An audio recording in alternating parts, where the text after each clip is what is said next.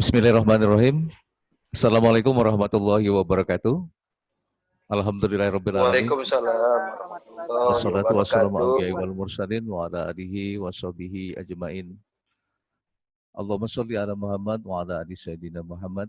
Tentunya puji dan syukur kepada Allah Subhanahu wa taala pada kesempatan yang berbahagia ini pada bulan Ramadan yang ke-23 kita masih diberikan limpahan rahmat karunia dan hidayahnya oleh Allah Subhanahu wa taala sehingga kita bisa bersama-sama melaksanakan tausiah online kajian Ramadan 1441 Hijriah.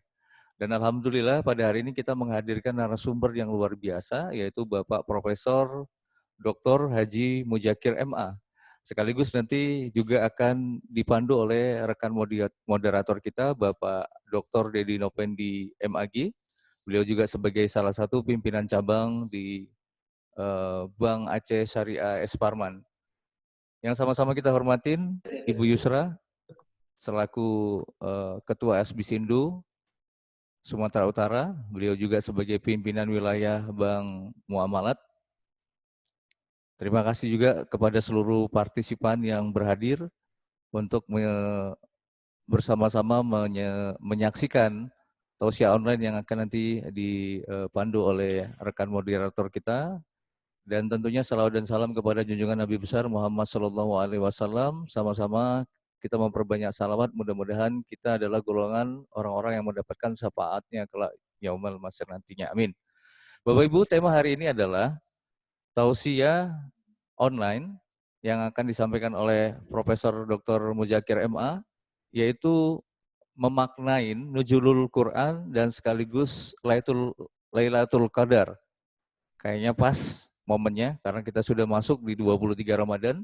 Insya Allah nanti tausiahnya sangat menarik, tanya jawab juga dibuka oleh Bapak Ibu sekalian. Dan untuk mempersingkat waktu juga Bapak Ibu sekalian, kita sama-sama akan mendengarkan lantunan ayat suci yang akan dibacakan oleh saudara kita dari Bank Mega Syariah, yaitu saudara Abu Hasan. Dengan segala hormat kami persilahkan. Mohon Bapak Ibu semuanya untuk di-mute ya audionya. Terima kasih. Assalamualaikum warahmatullahi wabarakatuh. A'udzu billahi minasy syaithanir rajim.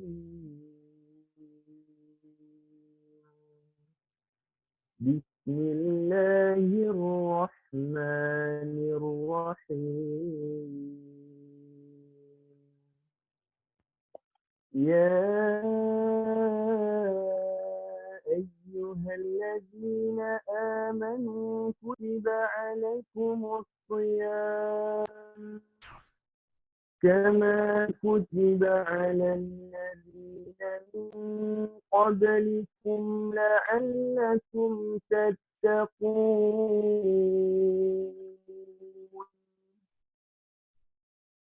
أياما معدودات فمن كان منكم مريضا أو على سفر فعدة من أيام أخر وعلى الذين يطيقونه فدية طعام مسكين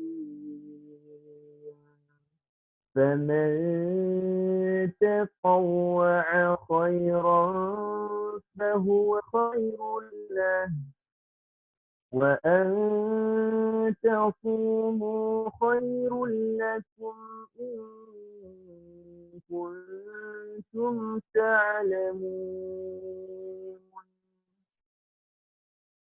شهر رمضان الذي أنزل فيه القرآن هدى للناس وبينات من الهدى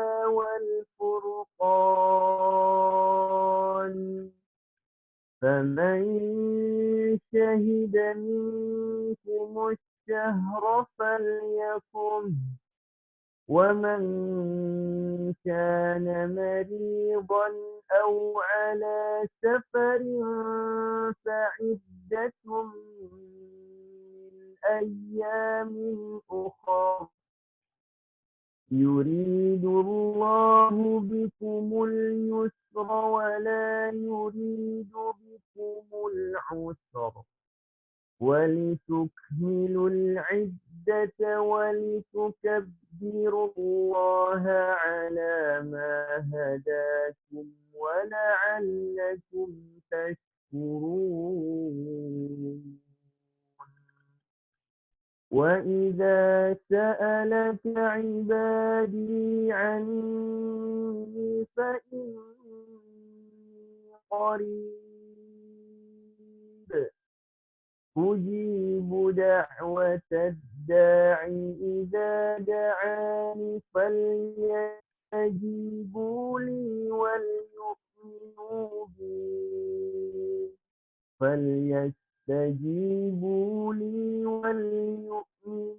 بي لعلهم يرشدون أحل لكم ليلة الصيام رفث إلى نسائكم هن لباس لكم وأنتم لباس لهن علم الله أنكم كنتم تختانون أنفسكم فتاب عليكم وعفى عنكم فالآن باشروهن وابتغوا ما كتب الله لكم وكلوا واشربوا حتى يتبين لكم الخيط الأبيض من الخيط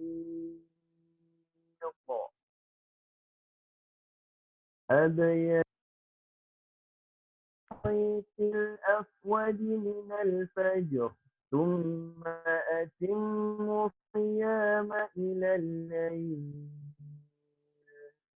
ولا تباشروهن وأنتم عاكفون في المساجد تلك حدودها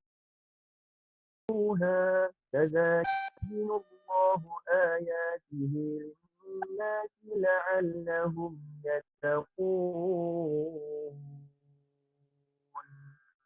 صدق الله العظيم. Shadaqallahul Adzim. Ya, mohon maaf Bapak Ibu, mungkin karena memang faktor jaringan ya. Jadi beliau online dan membacakan surat suci Al-Quran dari rumah beliau. Mungkin sudah kita bacakan, mudah-mudahan apa yang dibacakan menjadi amal ibadah dan yang mendengarkan juga kita mendapatkan pahala dari Allah Subhanahu wa Ta'ala. Terima kasih Saudara Abdul Hasan dari Bank Mega Syariah. Jadi Pak Profesor, Asbisindo ini berdiri kurang lebih tahun 92, 28 tahun yang lalu ya. Dari tanggal 31 Maret tahun 1992. Bapak Ibu sekalian, ini juga sebagai informasi dan dibentuk pada tahun 92 tadi ya, tanggal 31 Maret 1992, bertepatan 17 Ramadan 1412 Hijriah. Pas Nuzulul Quran juga. Luar biasa juga kita mengambil tema yang hampir sama, Bapak Ibu sekalian. Insya Allah juga pertemuan ini juga pertemuan yang berkah, tausiah ini juga tausiah yang membawa manfaat. Untuk itu terima kasih Bapak Ibu masih bersama dengan kami, luar biasa sekali. Juga kita akan sampaikan kepada Bapak Ibu ada kata sambutan yang akan disampaikan oleh Ibu Yusra selaku Ketua Asbisindo sekaligus pimpinan wilayah Bank Muamalat Indonesia. Waktu dan tempat kami persilakan dengan Ibu.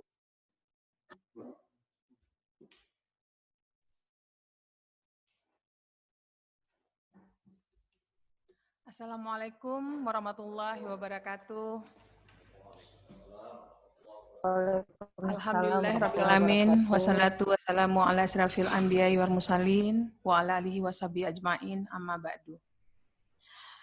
Puji syukur kehadirat Allah Subhanahu wa taala, pada siang hari ini kita masih diberikan keberkahan usia, keberkahan kesehatan, sehingga walaupun melalui online kita masih bisa saling menyapa, kita masih bisa saling bersilaturahmi dalam kondisi pandemi seperti ini. Allah masih memberikan kita usia untuk saling bersilaturahmi. Alhamdulillah.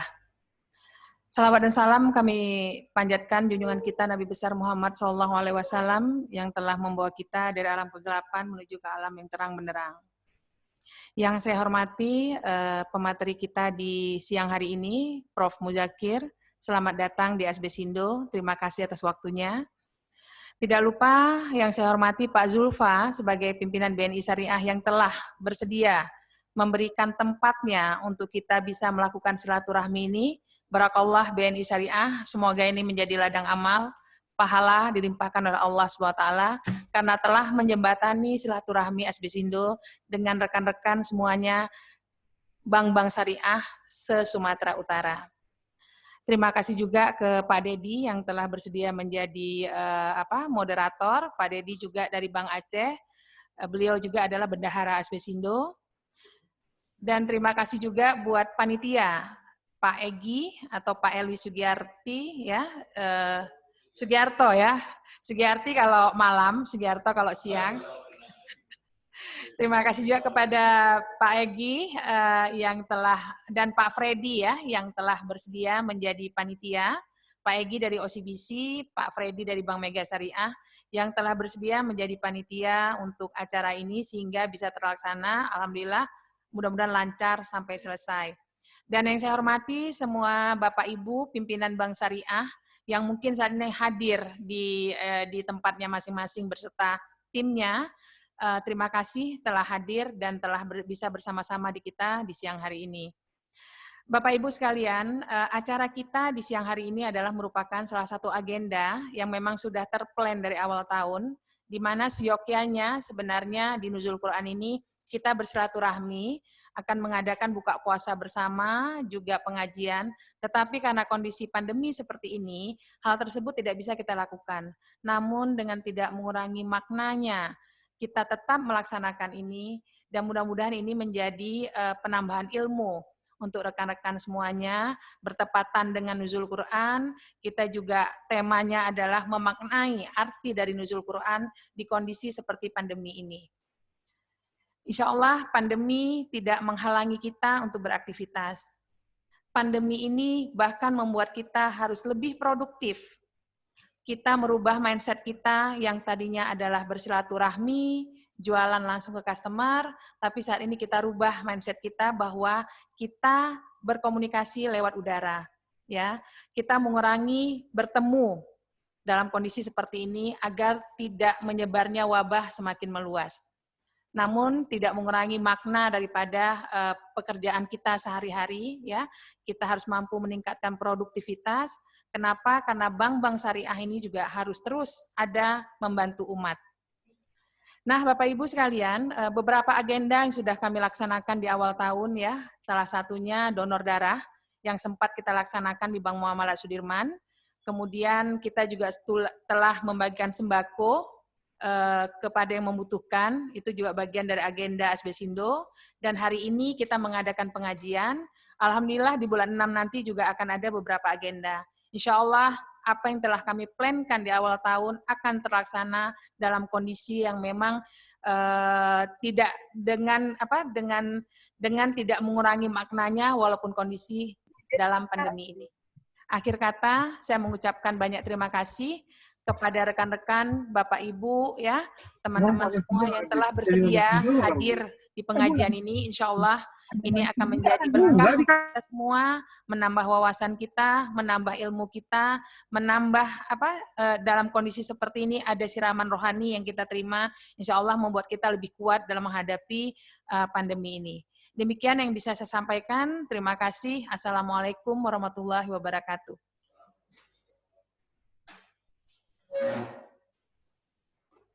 Masya Allah. Kita dapat tausiah juga sedikit dari Ustazah kita Ibu Yusra. luar biasa juga. Beliau juga sebagai pimpinan Bank Muamalat, aktif juga sebagai Ketua Asbisindo. Inisiator beliau luar biasa, Bapak Ibu sekalian. Jadi banyak yang tadi sudah disampaikan, beberapa kegiatan-kegiatan yang positif kita sudah lakukan. Dan Alhamdulillah kayak kemarin donor darah sudah dilakukan, terjaring kurang lebih sekitar 85 kita pendonor yang bisa menyerahkan ininya, donor darahnya. Anggotanya 120 ini, dan ini partisipasi dari anggota Asbisindo Sumatera Utara, Bapak Ibu. Luar biasa, barakallah buat Bapak Ibu sekalian.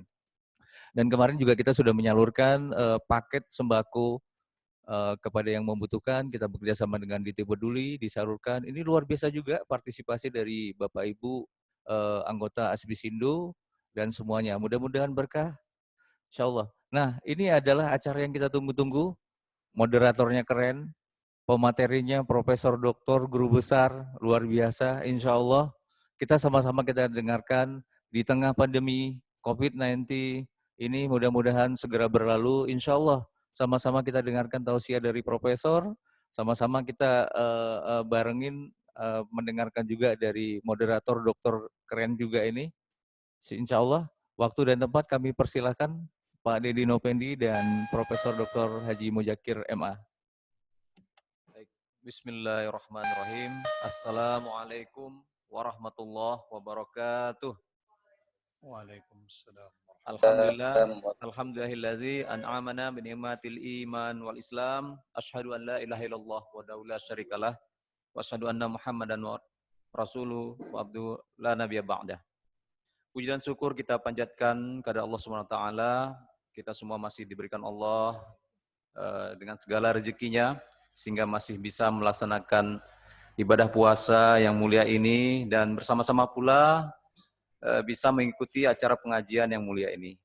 Yang kami muliakan tentunya Al-Ustadz Profesor Dr. Haji Muzakir MA yang sudah meluangkan waktu beliau untuk dapat bersama dengan kita di sini, untuk dapat memberikan tausiahnya nanti. Kemudian juga kepada Ibu Yusra selaku Ketua Asbisindo DPW Sumatera Utara. Dapat saya sampaikan di sini untuk perkenalan tentunya Profesor Dr. Haji Muzakir MA sebagai pemateri kita. Beliau adalah guru besar di Fakultas Usuluddin dan Studi Islam Universitas Islam Negeri Sumatera Utara.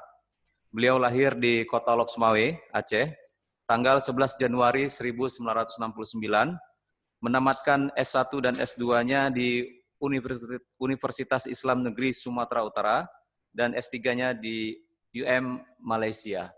Dan saat ini beliau adalah guru besar di bidang ilmu tasawuf Universitas Islam Negeri Sumatera Utara. Pada kali ini kita akan sama-sama mengikuti tausiah online yang dengan tema memaknai nuzulul Quran di tengah pandemi.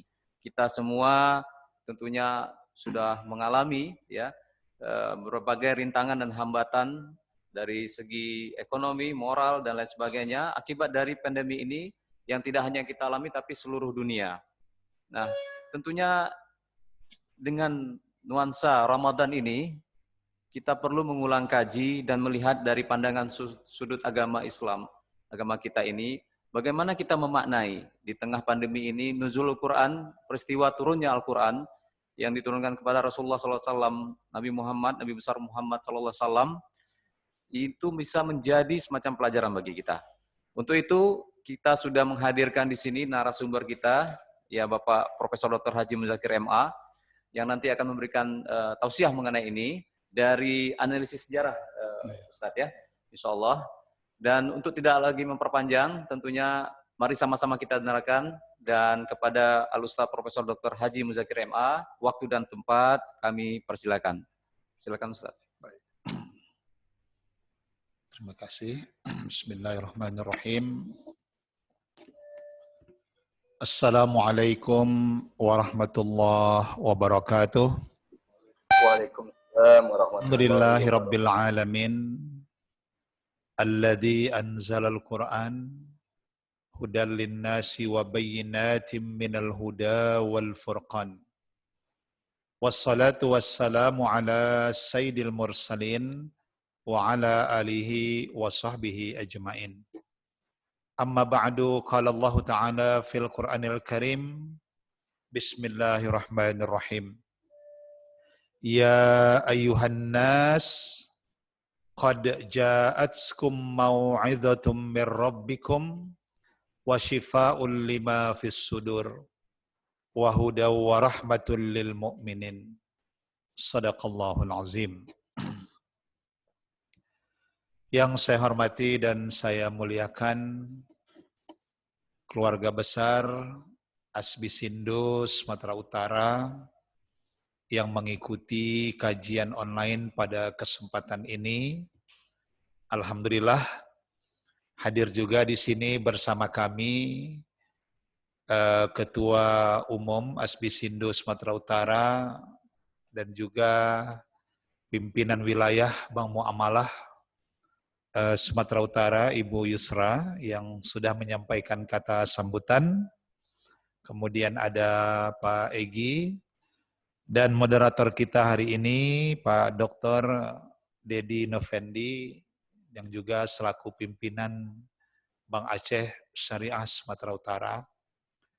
Dan Bapak Ibu, seluruh keluarga besar Perhimpunan Bank Syariah Indonesia Sumatera Utara, as-shaimun was-shaimat yang dimuliakan Allah Subhanahu wa taala.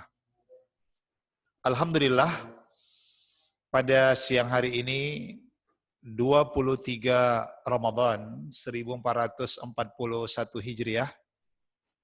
Insyaallah kita semua dalam keadaan sehat walafiat, tetap semangat dan tetap produktif dalam melaksanakan kinerja kita, walaupun pada saat ini dalam suasana wabah pandemi COVID-19, kita bekerja di rumah, kita beribadah di rumah, dan belajar di rumah, tetapi sesungguhnya semua itu tidak akan mengurangi semangat kita, kinerja kita, dan produktivitas kita, terutama dalam memberikan pelayanan dan memberikan segala yang terbaik bagi perusahaan dan juga bagi masyarakat secara umum.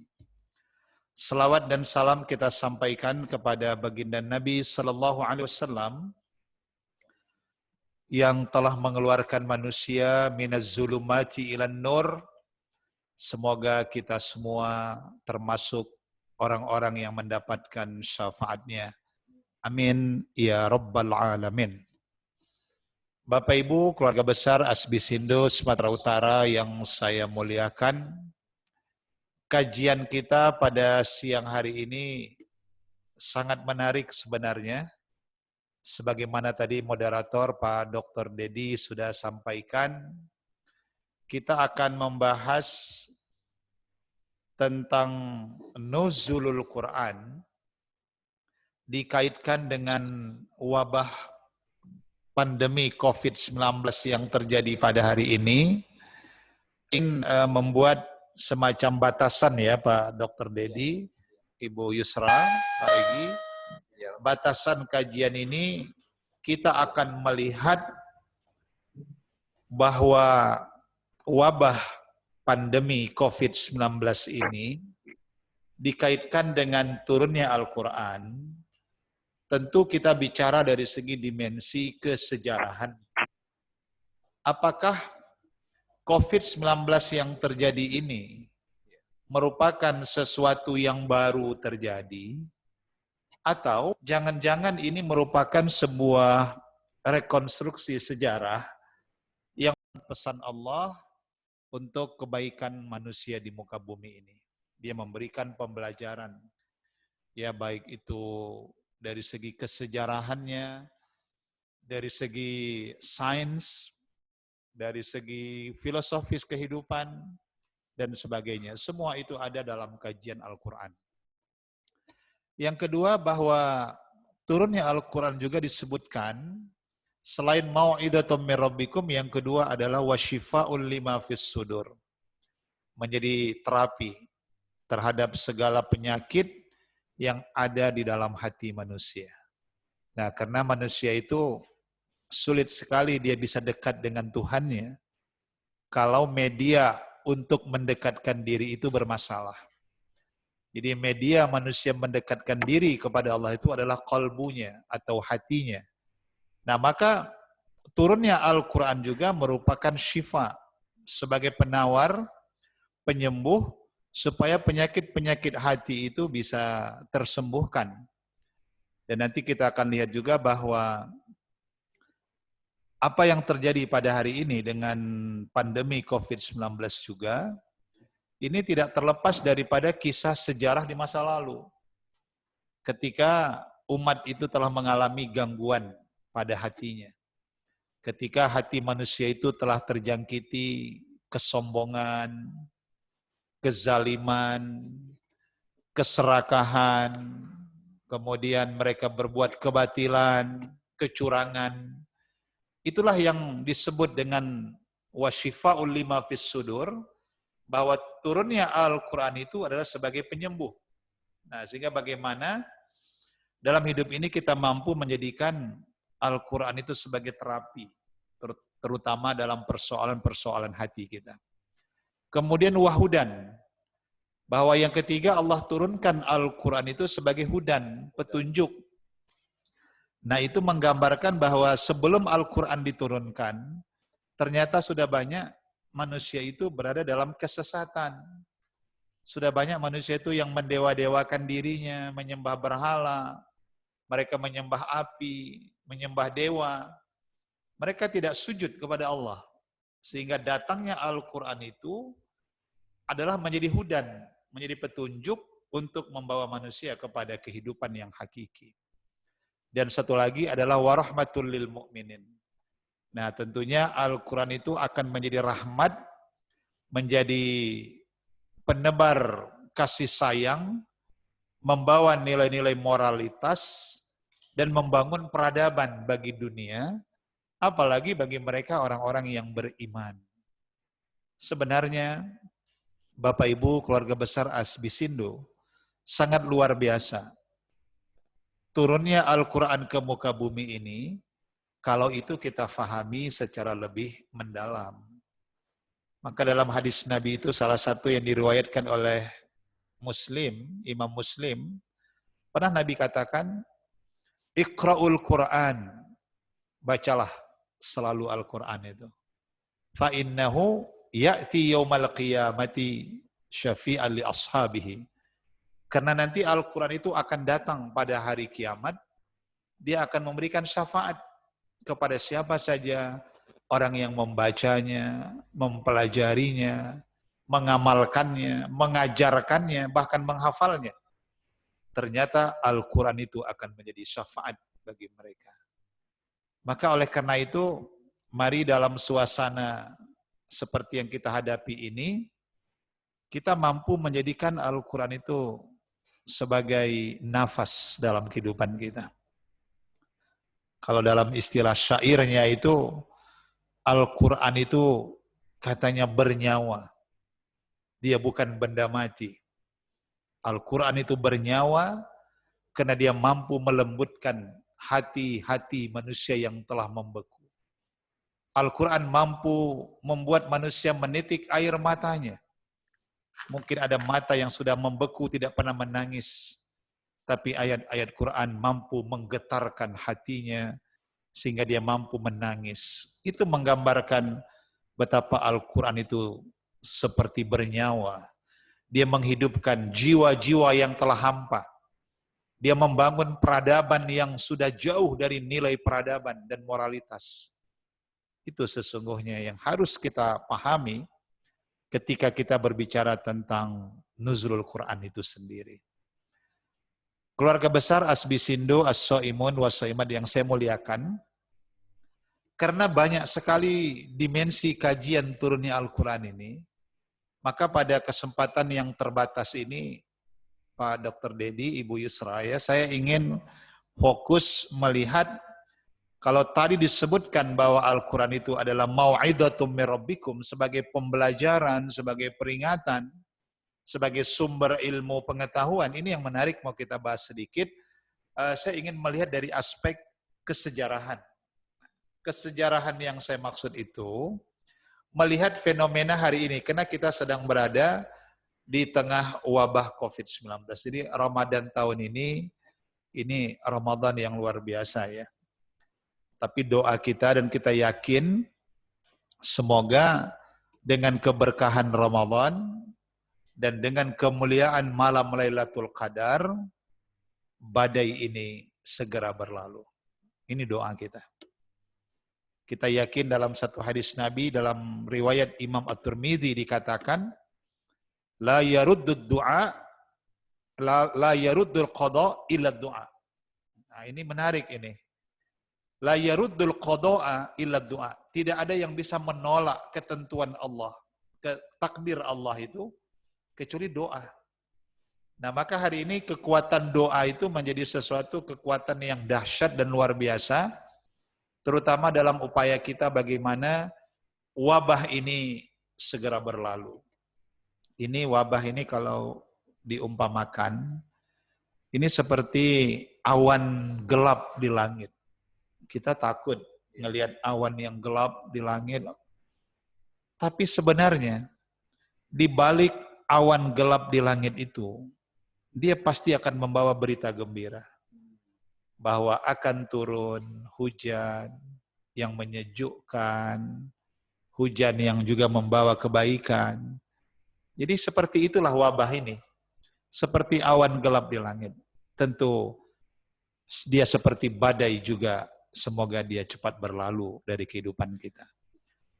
Kita kaitkan nuzulul Quran dengan aspek kesejarahan. Saya ingin batasi satu sejarah. Menarik Pak Dr. Dedi kalau kita lihat dalam sejarah di zaman Nabi Musa alaihissalam. Nah, ini perlu kita bahas pada hari ini. Pada masa Nabi Musa alaihissalam itu, Nabi Musa dihadapkan pada 3 tokoh masyarakat zaman itu yang sangat ditakutin oleh penduduknya. Jadi 3 ini merupakan tokoh sentral yang dihadapi oleh Nabi Musa. Nanti bisa kita lihat dalam surah Ghafir ayat 23 sampai 24 bahwa Allah katakan kami sudah mengutus Nabi Musa itu ila fir'auna wa hamana wa qaruna. Jadi Nabi Musa itu dihadapkan kepada Fir'aun, dihadapkan kepada Haman, dan kepada Qarun. Ini 3 ini. Jadi ada Fir'aun, ada Haman, ada Qarun. Nah, siapa 3 manusia ini? Sehingga Allah mengutus Nabi Musa untuk menghadapi mereka. Ini menarik dalam kesejarahan. Maka sebenarnya kita jangan pernah melupakan sejarah. Dan bukan tidak mungkin apa yang terjadi pada hari ini juga merupakan sebuah rekonstruksi sejarah. Apalagi kalau kita abaikan sejarah itu. Karena kita bisa seperti ini juga, ini adalah karena sejarah masa lalu yang mengantarkan kita seperti ini. Dalam surah An-Nazi'at, ini satu contoh ayat 17. Allah katakan kepada Nabi Musa, izhab ila fir'auna innahu tagha. Wahai Musa, pergi dan hadapilah Fir'aun, innahu tagha. Allah menyebutkan dalam ayat itu, dia itu tagha. Tagha ini orang yang melampaui batas. Ya, betapa tidak Fir'aun melampaui batas karena dia berkata dalam surah Al-Qasas 38 itu, ma'alimtu lakum min ilahin ghairi. Aku tidak tahu kalau kalian itu masih punya Tuhan lagi yang lain. Ngaku Tuhan, bayangkan. Jadi tagha itu dalam analisis tafsir, orang yang sombong, melampaui batas, karena kekuasaan, kekuatannya, bahkan Fir'aun itu punya militer yang hebat pada zaman itu, pasukan-pasukan elit. Maka dia disebut tagha. Sedangkan kepada Qarun, di surah Al-Qasas 76, Allah katakan lain. wa inna Qaruna kana min qaumi Musa fabagha alaihim. Jadi artinya bahwa Qarun itu termasuk kaumnya Nabi Musa, fabagha alaihim. Dia juga melampaui batas. Jadi Pak Dr. Dedi, Bu Yusra, ada kata togho tadi kepada Fir'aun, ada bagha kepada Qarun. Ternyata beda.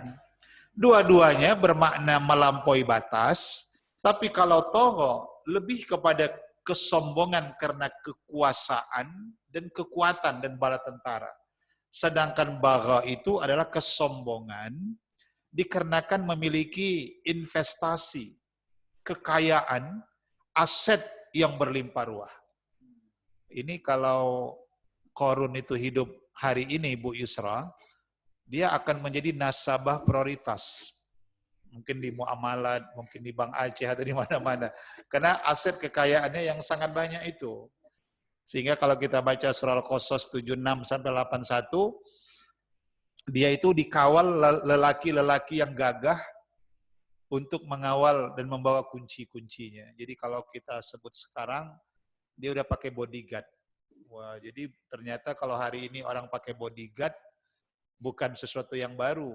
Qarun sudah pakai bodyguard 15 abad yang lalu ya. Dia sudah punya investasi, logam, kekayaan, rumah, aset, dan macam-macam itu. Sampai bodyguard aja harus dampingi seorang yang bernama Qarun itu. Jadi kalau kita baca dalam lintas sejarah ini terkait dengan nuzulul Quran, ternyata Fir'aun itu nama lainnya kan Ramses kedua ya. Ramses II. Dia itu punya tangan kanan, orang kepercayaan, itulah yang namanya Haman. Jadi Haman ini seorang yang cerdas, intelektualnya hebat, dan dia juga ikut membangun kota Mesir pada zaman itu, tapi orangnya tidak beriman pada Allah. Sedangkan Qarun itu bisa disebut tangan kiri dari Fir'aun. Yang kaya raya, pebisnis, tapi curang begitu.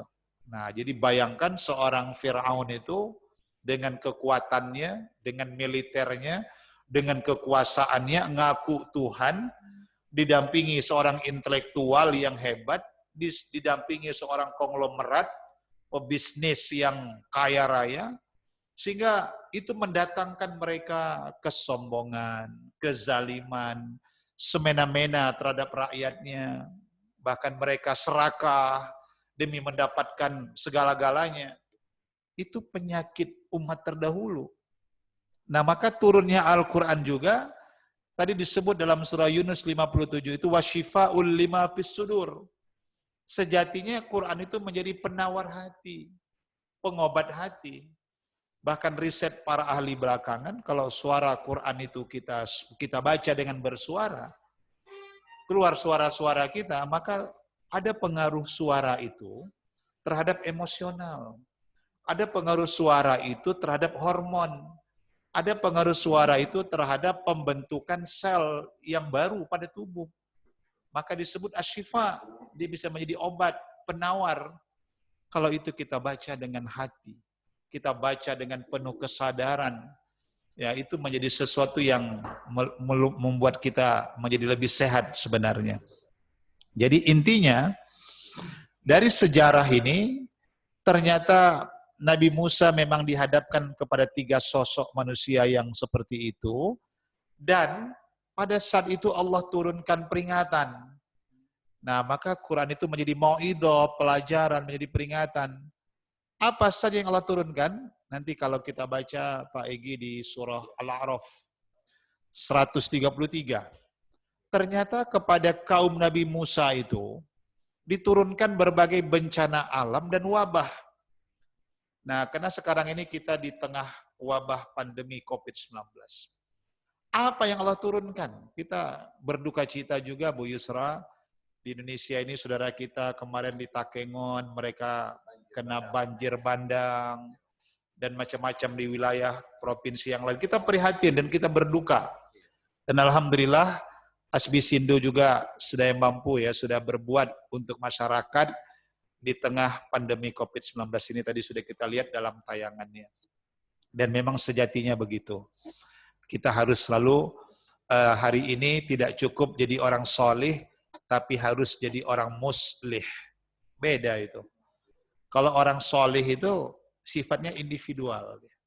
Dia baik, soleh, taat, tapi pribadinya saja. Untuk dirinya. Tapi kalau muslih, ini orang baik, dan mampu menebarkan kebaikan kepada orang, dan mengajak orang kepada kebaikan, bahkan dia mampu melakukan perubahan kepada arah yang lebih baik. Itulah muslih. Bisa kita lihat dalam surah Hud ayat 117. Wa ma kana rabbuka liyuhlikal qura illa wahluha muslihun. Allah itu tidak akan menghancurkan negeri-negeri di dunia ini kecuali di negeri itu masih ada muslihun. Nah, orang yang melakukan perbaikan. Nah, itulah yang harus kita bangun. Apalagi dalam suasana pandemi hari ini, kita mampu menebar kebaikan, berbuat kebaikan, meringankan beban saudara-saudara kita, dan kepada siapapun, sekecil apapun, dan dimanapun kita berada. Ini yang disebut dengan muslihun itu. Nah, apa yang kita lihat dalam sejarah? Ternyata kepada kaum Nabi Musa itu, dalam surah Al-A'raf 133 diturunkan bencana. Fa'arsalna alaihimut tufana. Kami kirimlah kepada penduduk kaum Nabi Musa yang sombong, yang zalim, yang serakah, yang mereka curang itu berupa bencana tufan, badai. Nah, jadi sudah ada, kalau sekarang ini orang takut badai tornado, itu sudah ada kejadian di zaman Nabi Musa. Jadi badai-badai yang ada hari ini bukan sesuatu yang baru. Ini sebuah pengulangan sejarah. Selagi penyakit-penyakit hati itu bersemayam pada diri manusia, selagi itu Allah akan kasih peringatan dan teguran. Datanglah tufan, badai.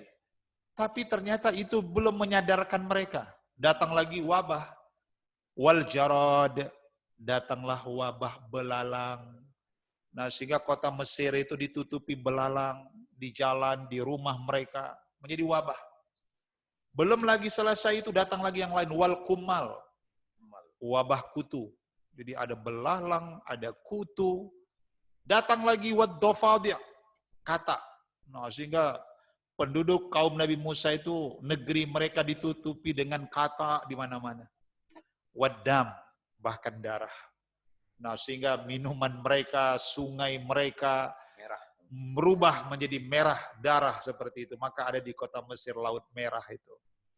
Itu dalam sejarah. Pastakbaru wa kanu qauman mujrimin. Itu dalam surah Al-A'raf 133. Ternyata mereka memang tetap saja dalam kesombongannya. Ini yang paling berbahaya. Maka turunnya Al-Quran itu harus difahami juga untuk bagaimana kita bisa menghilangkan kesombongan-kesombongan itu, kezaliman itu, melakukan dosa-dosa besar, kecurangan. Itu yang harus kita hilangkan dengan memperingati nuzulul Quran ini. Wasyifa'u lima fis sudur. Itulah bencana yang diturunkan dan wabah kepada kaum Nabi Musa dalam sejarah. Dan yang menarik, nah ini kalau kita baca lagi dalam sejarah Al-Quran itu diceritakan, setelah bencana dan wabah itu diturunkan dan mereka tetap wa kanu qauman mujrimin, tetap berbuat dosa, akhirnya dalam sejarah diceritakan kepada mereka itu, terutama kepada tokohnya, Pak Egy, kepada Fir'aun, Haman, dan Qarun, mendapatkan hukuman yang mengerikan. Jadi kita takut. Ini COVID-19 ini kalau dalam bahasa spiritual adalah musibah, maka kalau dikatakan musibah itu ada 3 levelnya. Dia bisa merupakan ujian, fit and proper test, dan ini dimaknai sebagai tanda kasih sayangnya Allah kepada kita. Supaya kita terus berdoa dan terus berlari menuju Allah, bukan berlari meninggalkan Allah. Tapi juga bisa dimaknai sebagai peringatan ini. Jangan-jangan penyakit-penyakit hati yang umat dahulu itu udah kambuh lagi. Atau juga bisa menjadi sebuah azab, hukuman. Ini kalau sudah nggak mempan lagi, kata orang Medan ya, udah nggak mempan ini dikasih peringatan, Akhirnya didatangkanlah hukuman yang membuat mereka itu terpuruk dan tidak bisa berdaya lagi. Kepada Fir'aun, Haman dalam sejarah, kita lihat surah Yunus 93. Dalam ayat itu Allah berfirman, "Falyawma nunajjika bibadanika litakuna liman khalfaka ayatan wa inna katsiran minan nas an ayatina laghafilun." Yunus 93. Artinya, kepada Fir'aun, Haman yang tangan kanannya itu dan bala tentaranya, pasukan elitnya ketika mengejar Nabi Musa menyeberangi Laut Merah dan Nabi Musa selamat dengan memukulkan tongkatnya, laut terbelah, dan itu mukjizat Nabi Musa. Karena Nabi Musa dituduh oleh orang-orang Fir'aun itu, Fir'aun, Haman, Qarun menyebutnya dengan sahirun kazzabun, tukang sihir dan pembohong. Itu tuduhan Fir'aun, tuduhan dari Haman dan Qarun. Ya, faqalu, apa katanya dalam Quran itu, bahwa dia merupakan seorang sahirun, kazzab, tukang sihir dan pembohong.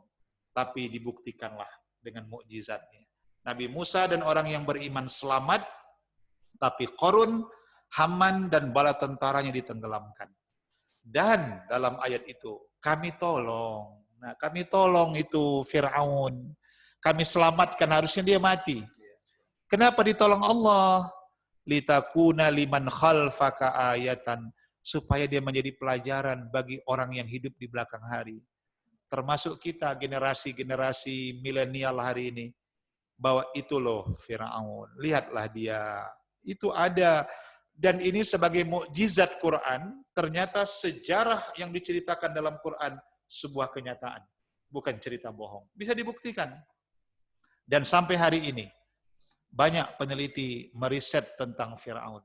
Yang disimpan dalam museum yang namanya Museum Ramses II di kota Alexandria di Mesir, dan termasuk seorang ilmuwan dari Perancis, Dr. Maurice Bucaille. Ini seorang obstetri, pernah meneliti jasad Fir'aun yang masih utuh dalam bentuk mumi, ternyata didapati kristal-kristal garamnya sesuai dengan yang ada di Laut Merah. Dan usia kristal itu sudah seusia tenggelamnya Fir'aun dalam sejarah Nabi Musa. Sehingga tidak sedikit orang beriman. Ini kemukjizatan Al-Quran yang luar biasa. Apa yang diceritakan Quran itu sebuah fakta hari ini dan bisa dibuktikan dalam sejarah. Nah, itu kepada Fir'aun. Dia ditenggelamkan walaupun diselamatkan. Sedangkan kepada Qarun, dia mengalami bencana yang lebih tragis itu Pak Dr. Dedi. Itu diceritakan dalam surah Al-Qasas 81, nanti Ibu Yusra kita bisa lihat. Fakhasafna bihi wa bidarihil arda fama kana lahu min fi'ati yansuruna min dunillah wa ma kana minal muntasirin. Dia mengalami bencana yang disebut khasfun. Khasfun itu bahasa kita likuifaksi.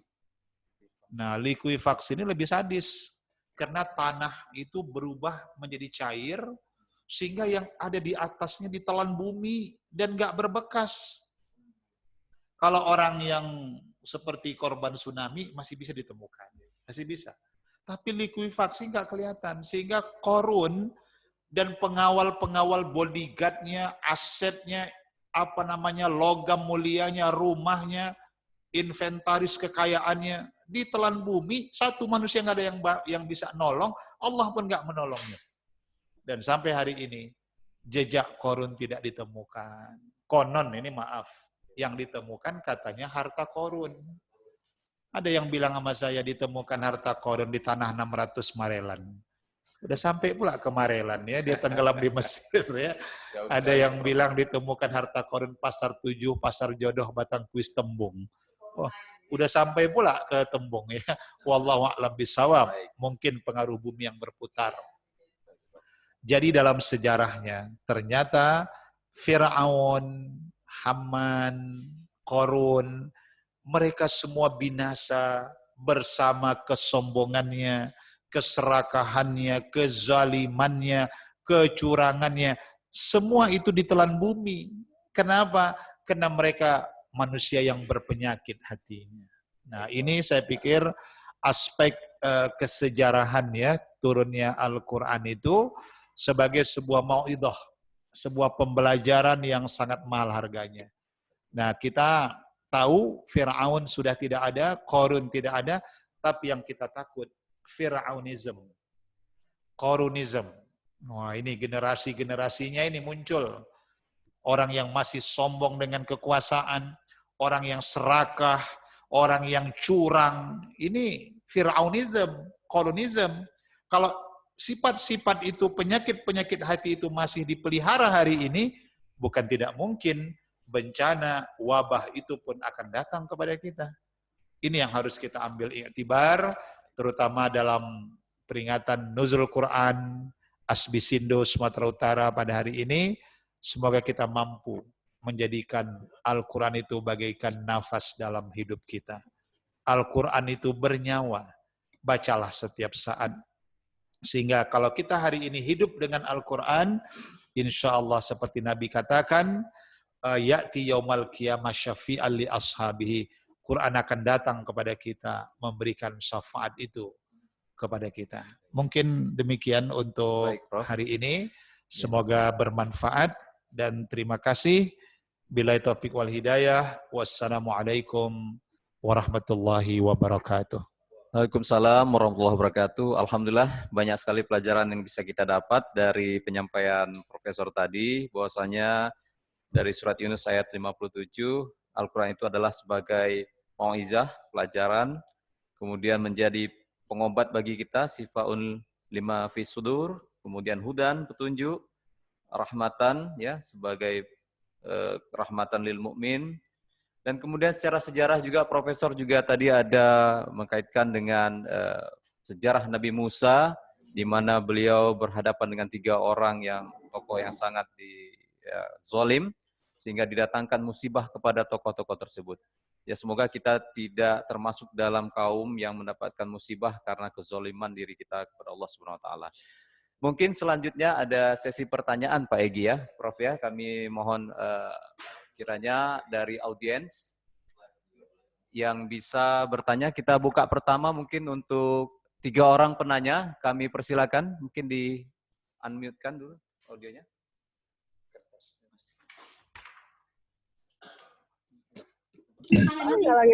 Silakan ya.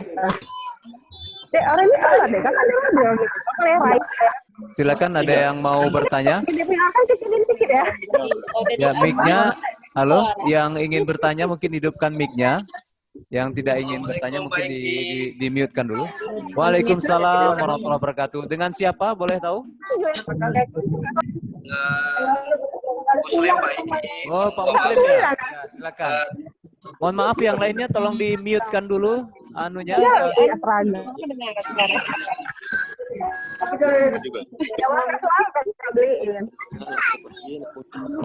Pak Muslim, silakan, Pak.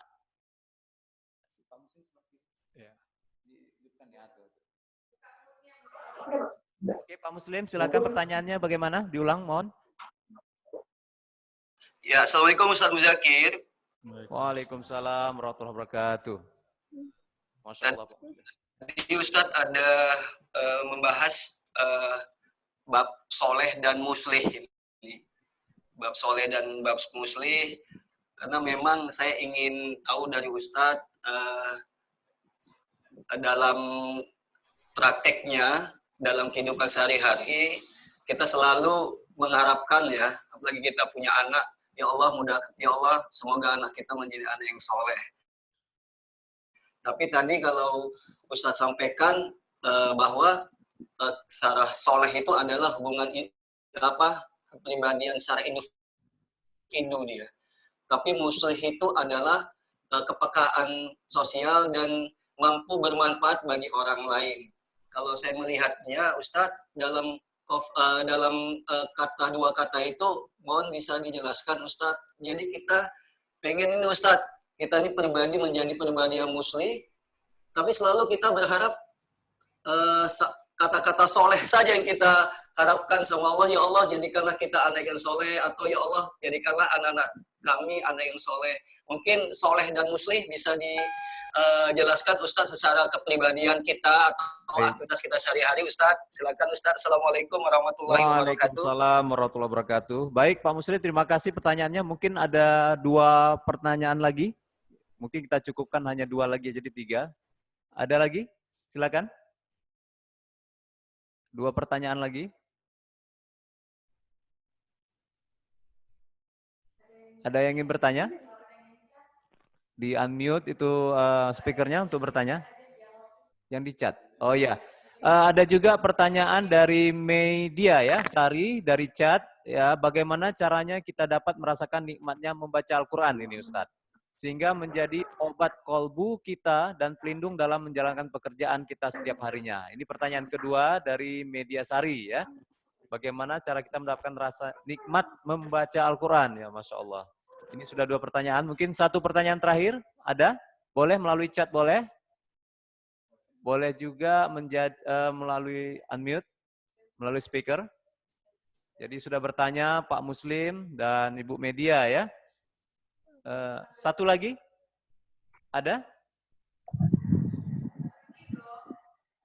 Dapat gift ya yang bertanya ini, ada gift menarik dari kita. Dapat hadiah juga yang bagi bertanya. Dapat pahalanya juga karena bertanya. Karena ada ilmu di situ yang akan didapatkan dari jawaban yang akan diberikan Ustadz. Silakan. Pak Rizky mau bertanya? Oh ini ya. Ya, dari Ibu Dina Raniati dari chat ya. Sedang mengetik ya. Oke, kami tunggu Bu di pertanyaannya. Ibu Dina Raniati.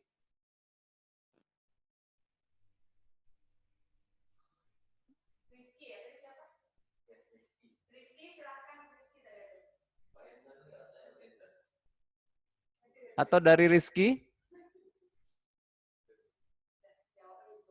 Baik, untuk mempersingkat waktu mungkin nanti Bu Dina sambil menunggu pertanyaannya. Ini yang pertanyaan yang 2 dari Pak Muslim dan Bu Media. Ini akan langsung dijawab terus ya. Yang pertama dari Pak Muslim mengenai soleh ya. Muslih ini bagaimana penerapannya dalam kehidupan sehari-hari. Karena kita terlalu terpaku pada soleh, menjadi jiwa yang soleh. Jadi kita muslih ini bagaimana? Ya. Yang kedua Ibu Media ini pertanyaannya bagaimana membaca Al-Quran itu membuat jiwa kita menjadi jadi sahdu ya, nikmat ya Ustaz. Mungkin silakan kepada Profesor untuk memberikan jawabannya. Silakan Prof. Ya baik, terima kasih. Saya coba tanggapi yang pertama dari Pak Muslim. Kenapa ya? Mungkin kesannya begini, selama ini kita kalau berdoa mintanya anak yang soleh. Kenapa enggak kita bilang aja langsung anak yang muslih begitu ya. Baik, jadi sebenarnya orang muslih itu memang harus berawal dari orang soleh dulu. Jadi ada tahapannya dulu, ya. Jadi soleh. Nah dengan kesolehan itulah akan berkembang dia menjadi muslih. Nah jadi kalau saya umpamakan begini. Orang soleh itu contoh ya, dia orang yang sudah mendirikan sholat, dia sudah istiqomah, bisa menjaga sholatnya, bahkan di awal waktu, berjamaah, bisa di masjid. Ini kan soleh.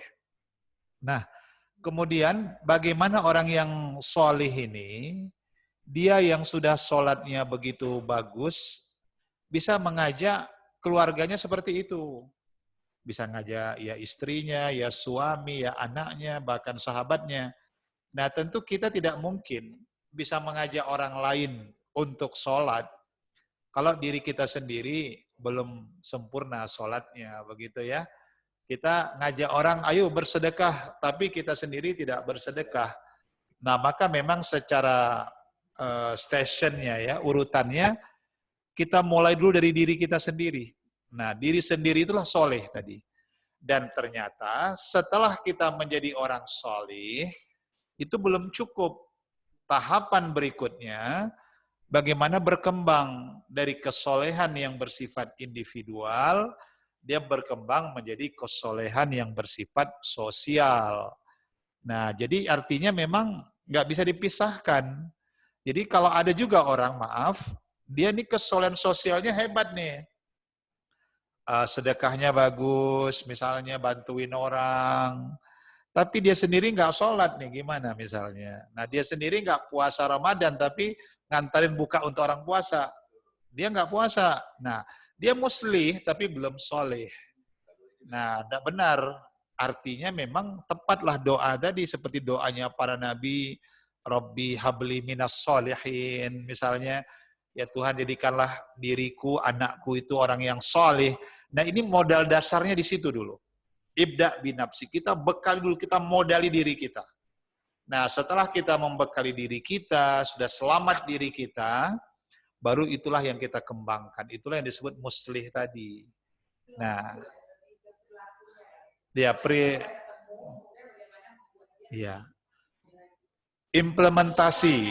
implementasi kesolehan itu terlihat dalam bentuk kemuslihannya.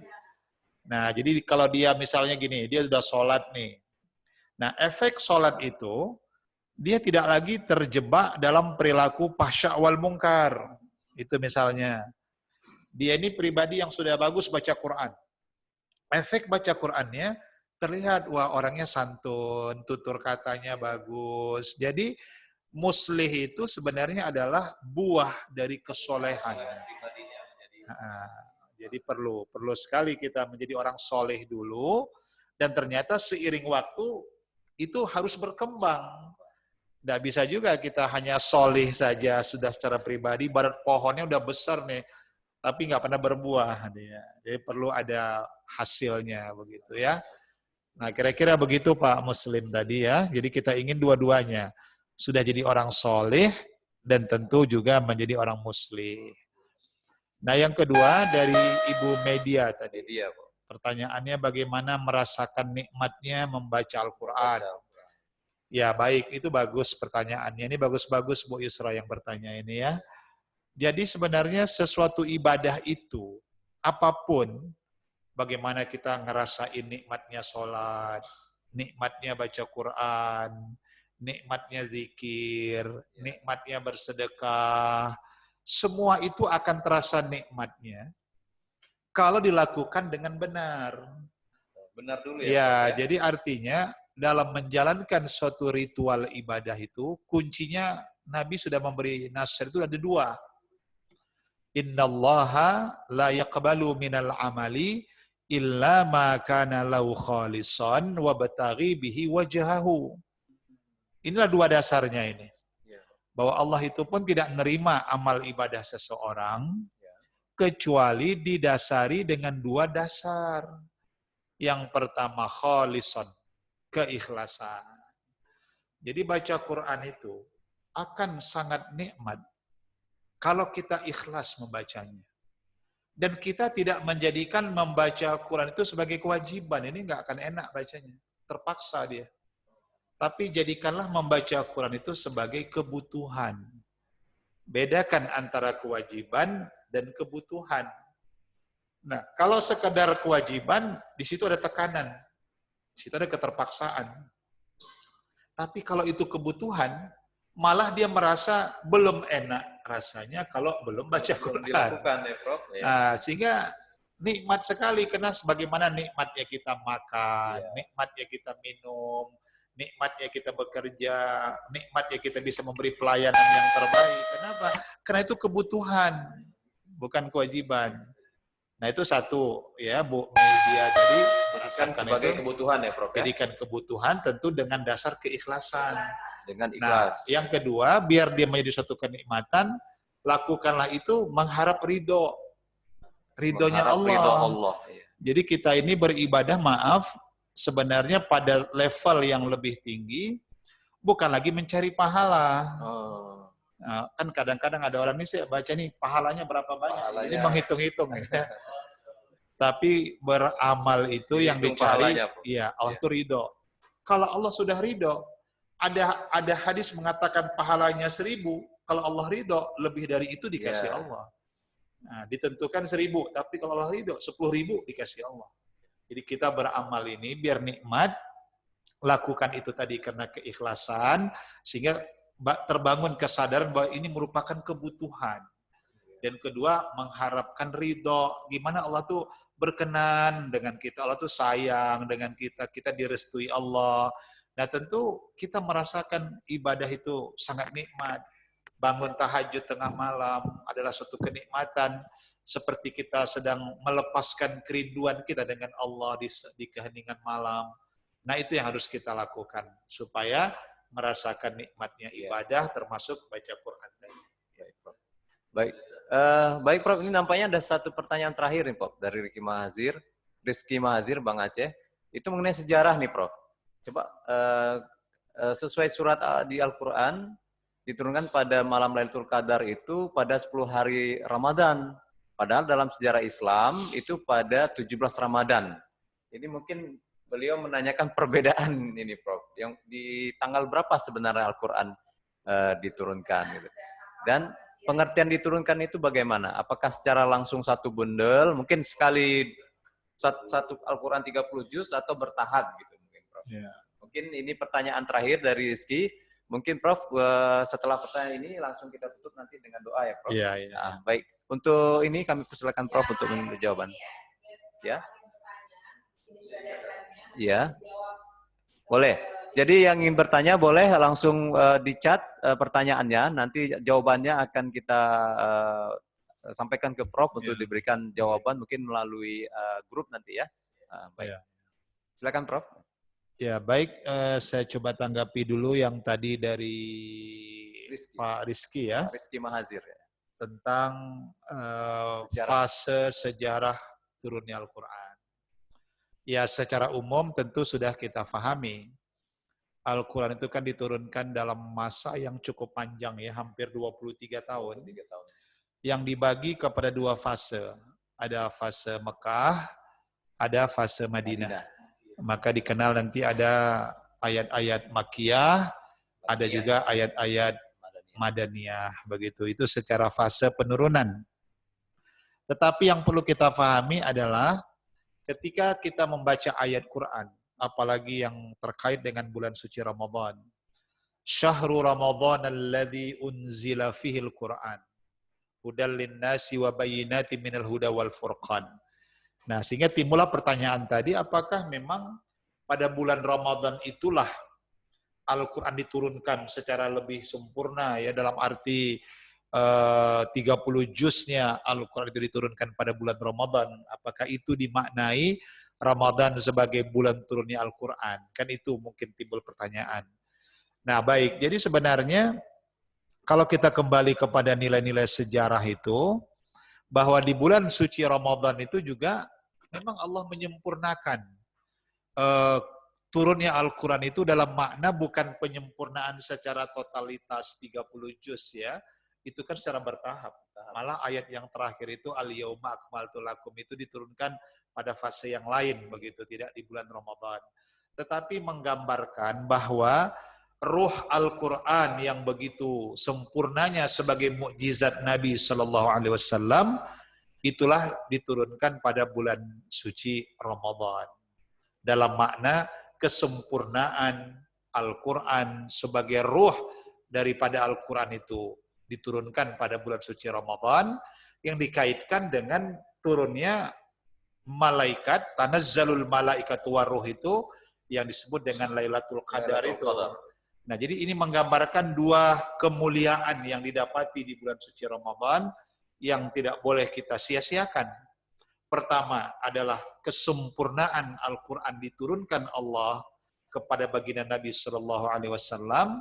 Yang kedua adalah turunnya para malaikat, itu yang disebut dalam surah Al-Qadar, untuk memberikan kemuliaan-kemuliaan kepada manusia, terutama mereka yang menghidupkan malam-malam itu dengan amal ibadah yang mulia, mereka yang bertaubat, mereka yang menangis di malam itu, mereka yang berbagi-bagi rezeki kepada orang yang berkekurangan, itulah yang mendapatkan kemuliaan itu. Nah, saya rasa ini pandangan ya dalam kesejarahannya tentang kenapa Ramadan itu disebut dengan Nuzulul Quran itu. Baik. Baik, terima kasih Profesor Dr. Haji Muzakir yang sudah memberikan jawabannya ya. Tentunya apa yang beliau sampaikan tadi dan jawaban yang beliau berikan ini banyak memberikan pencerahan kepada kita tentang makna Al-Quran itu sendiri, turunnya Al-Quran, dan pelajaran apa yang kita dapat di tengah pandemi ini. Bahwasanya dahulu pun nenek moyang kita pada masa zaman Nabi Musa juga pernah mengalami musibah ini dikarenakan adanya kezoliman yang terjadi di muka bumi. Dan semoga kita terhindar dari masa seperti itu. Dan juga jawaban-jawaban dari pertanyaan tadi, semoga juga bisa memberi pencerahan kepada para penanya dan kita semua di sini. Dan berhubung dengan waktu juga, mungkin waktu kita sangat terbatas. Ya, ada pertanyaan lagi? Namun berhubung waktu, mungkin kita tutup cukup sampai di sini, Prof, mungkin ya. Ya, ini akan kita catat semua pertanyaan-pertanyaan diberikan ini dan akan kita berikan jawabannya nanti di grup Asbisindo. Selanjutnya kita mintakan Profesor untuk membacakan doa tentunya, Prof, agar acara kita ini mendapatkan berkah dari Allah Subhanahu wa taala. Kepada Prof, kami persilakan dengan segala hormat. Astaghfirullahaladzim. Astaghfirullahaladzim. Na'udzubillahi minasyaitonir rajim. Bismillahirrahmanirrahim. Alhamdulillahirabbil alamin wassalatu wassalamu ala asyrafil anbiya wal mursalin wa ala alihi wa sahbihi ajmain. Rabbana taqabbal minna innaka antas samiul alim wa tub alaina innaka antat tawwabur rahim. Allahumma aftah masami'a qulubina li dzikrika warzuqna ta'ataka wa ta'ata rasulika wa amalan bi kitabik. Rabbana amanna bima anzalta wattaba'na ar-rasula faktubna ma'asyahidin. Amin. Bismillahilladzi la yadurru ma'asmi syai'un fil ardi wala fis sama' wa huwas samiul alim. Amin. Allahumma a'inna ala dzikrika wa syukrika wa husni ibadatik. Rabbana taqabbal minna salatana wa qiyamana wa siyamana wa qira'atana wa du'aana wa sa'ira a'malina bi barakati syahri Ramadan.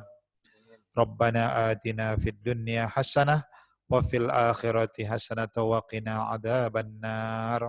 Wa sallallahu ala sayyidina Muhammad wa ala alihi wa sahbihi wasallam.